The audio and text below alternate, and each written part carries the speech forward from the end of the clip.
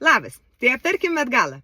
Ne, juokauju, iš tikrųjų aptarkim kitas aktualijas, tai mano pamastymus apie 2,5 mg dozę ir ar jau laikas man ją pakelti. Tai paskutiniai mano pamastymai yra tokie ganėtinai skirtingi, nes viena vertus džiaugiausi per savo gimtadienį skaniai ten degustuodama vakarienę, kad kaip gerai, kad vis tik tai esu ant tos mažos dozės ir galiu mėgautis maistu, nėra taip, kad visai negalėčiau nieko valgyti ir ten pykintų ar dar kažką, nes fainai, čia gyvenimo džiaugsmas ir va tiesiog mažiau to galvoje triukšmo ir gal labai gerai čia ta maža dozė ir taip gyvenime reikia ir pasilikti.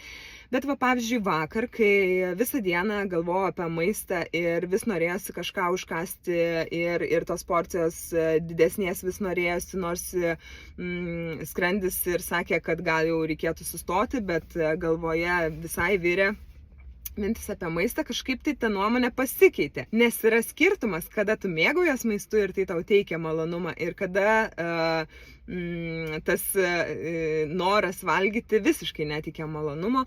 Tai žodžiu, esu pasimetime, ar sekantį mėnesį dar naudoti šitą pačią dozę, ar jau kelti. Aišku, aš dar turiu tų dozių ir kaip bebūtų vis tiek šitas naudosiu, tai dar yra laiko pamastymam.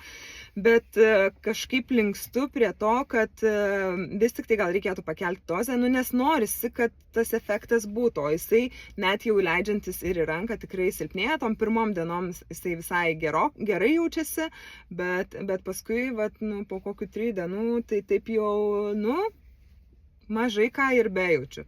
Žodžiu, tokie tie pamastymai ir nežinau ką daryti, visai laukčiau jūsų patarimų.